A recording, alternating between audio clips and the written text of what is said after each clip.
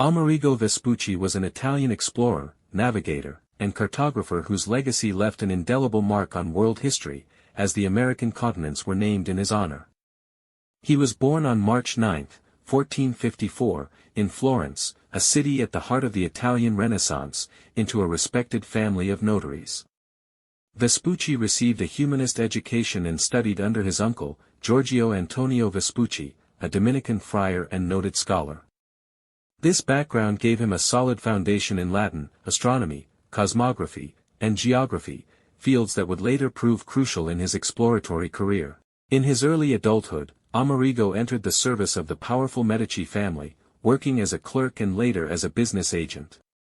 Around 1491, he was sent to Seville, Spain, to work with the Medici's commercial representatives, particularly with the Florentine merchant Gianotto Berardi, who was involved in provisioning ships for transatlantic voyages.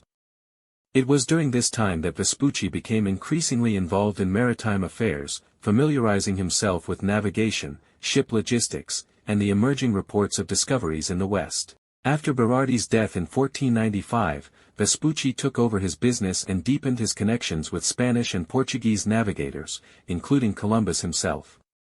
Between 1497 and 1504, Vespucci is believed to have participated in a series of voyages across the Atlantic Ocean, although historians continue to debate the number, dates, and authenticity of these journeys due to limited and sometimes conflicting documentation. According to letters attributed to him, the first voyage may have occurred in 1497, possibly reaching Central America, although the existence of this expedition remains disputed.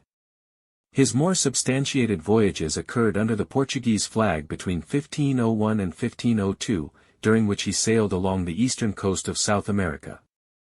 Departing from Lisbon, his fleet explored the coast of Brazil and traveled as far south as what is now Argentina.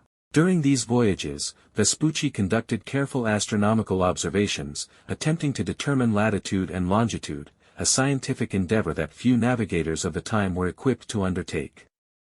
His writings described the Southern Cross constellation, which he used for orientation, and the differences in ocean currents and climate he experienced across various latitudes.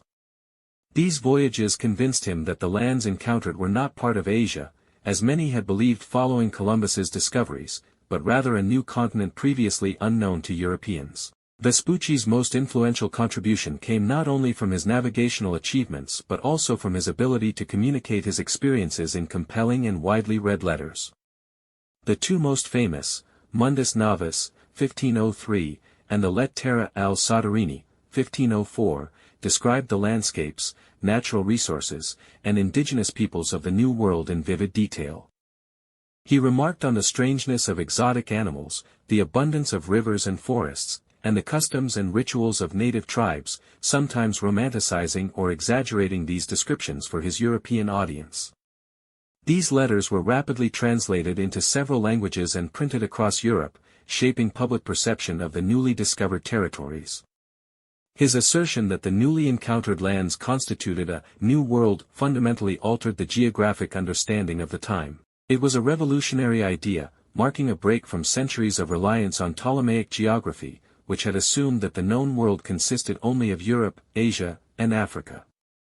In 1507, the German humanist and cartographer Martin Waldseemüller published a map titled Universalis Cosmographia, in which he named the new southern continent, America, after Vespucci's Latinized first name, Americus. Waldseemüller justified this decision in an accompanying text, stating that Vespucci deserved the honor because he had recognized the lands as a new continent and had documented them for the benefit of all. Ironically, Vespucci himself never claimed to have discovered a continent, but his persuasive descriptions and clear understanding of the geography led to his name being immortalized. The name America was initially applied only to South America, but over time it came to include the northern continent as well. In 1508, King Ferdinand of Spain appointed Vespucci as piloto mayor, chief navigator, at the Casa de Contratación in Seville, an institution that managed Spain's overseas expansion. In this prestigious role, Vespucci was responsible for training and licensing pilots, improving navigation techniques, and maintaining official maps and sea charts. His knowledge and experience were instrumental in standardizing navigational practices at a time when Spain was rapidly expanding its maritime empire. He collaborated with other leading scientists and navigators of the time and helped lay the groundwork for future transatlantic voyages, including those that would eventually lead to the full exploration and colonization of the Americas.